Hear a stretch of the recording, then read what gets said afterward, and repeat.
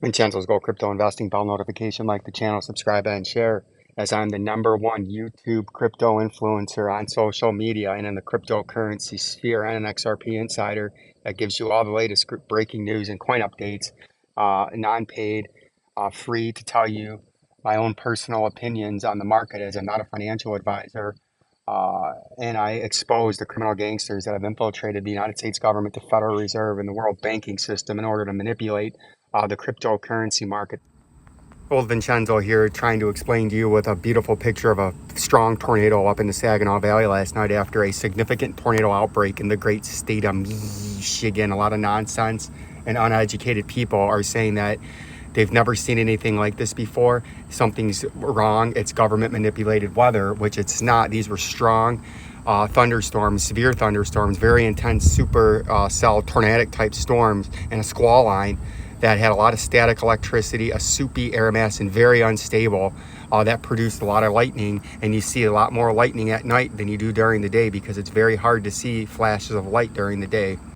I'm going to show you here of a video I recorded of a tornadic thunderstorm in Rockford, Illinois in May of 2023 through the live feed, but I understood what that was, so it didn't confuse me. Above the sky, there's a lot of wind energy or something going on up there. It's just a cracking sound, constant. Sounds like a lot of wind is about to blush. Whoa, that was a pretty good one.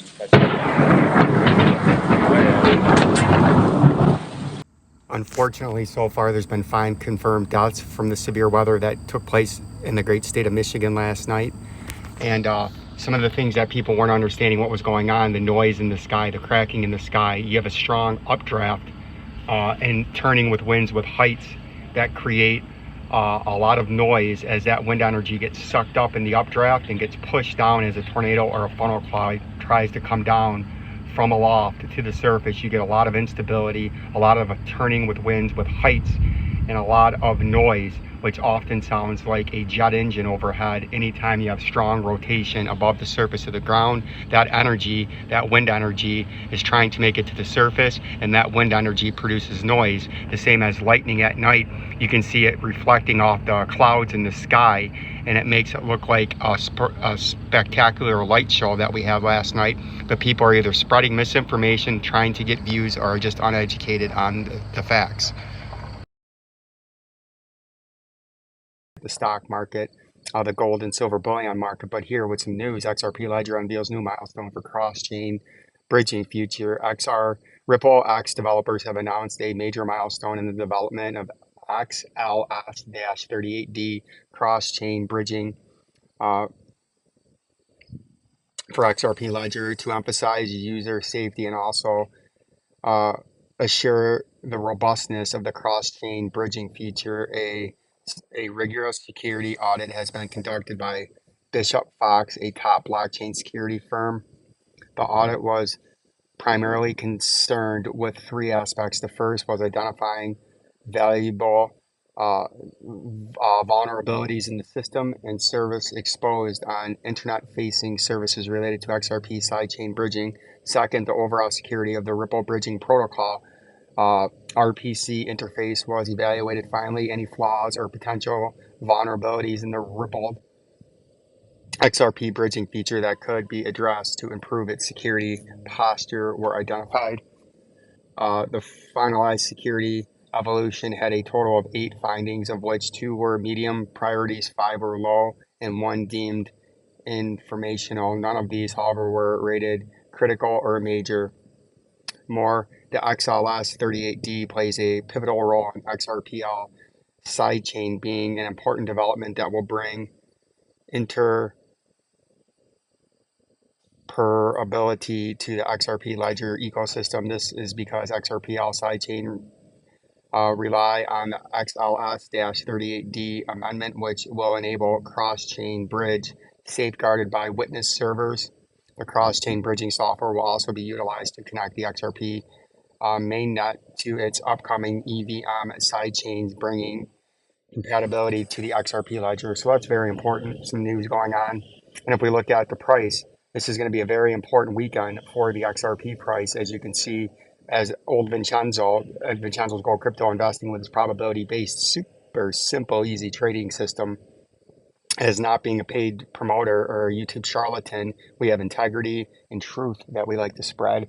And you can see this is a very important weekend as we had another nice rejection following our first rejection on the retest of this major falling channel that we were in, or falling wedge, since we had the news correlated with the technicals, correlating with the judge, and manipulated and orchestrated flawlessly by the criminal gangsters to manipulate the price up, to fleece, heist, and shiest, and give false signals to the retail trader just to roll over the price after we noticed a rounding top as the buyers or the bulls were being exhausted and the sellers or the bears were taking over the market and the price came down as predicted. Now what I'm going to watch out for, and it's very important, I only have a couple minutes here as I'm at work on a hot, sticky 83 degree with a 75 dew point in the greater Bloomington metropolitan area in central Illinois as we await a strong cold front in an upper level system that could produce some scattered to isolated severe thunderstorms with a few tornadoes.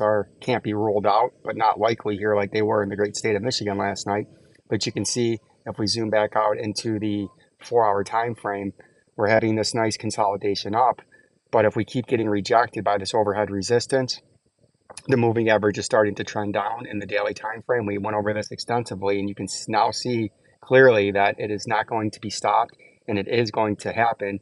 What we've been forecasting for the last week is the shorter term moving average, or the 50, is continuing now to accelerate to the downside. It's going to cross the medium term moving averages, the 100-day in blue, and in about a week or so, it's going to cross and be underneath the long term, or the 200-day moving average in green right there. And then you're going to have the red at the bottom, the blue above the 50-day, and then you're going to have the green, or the 200-day moving average, that is going to be on top of it. And that'll be the first time since the great flip that initiated and ignited the last pump, after you had the 50 cross the 100 and then cross the 200 and end up on top, and then the 50 ended up in the middle, and then the 200 ended up at the bottom. When the longer term moving average is underneath the shorter term moving average in the mid range, that's a bullish trend. When it reverses like it is now, that's a bearish trend. And what I'm watching is for a breakdown somewhere within this area that we're in now, come down for a local double bottom, do some trading, and I think eventually we're going to break down into this 28 to 31 cent level, right? And it's very important to understand, and I'm going to keep you on top of this. As we look at the XLM price, it's the same thing.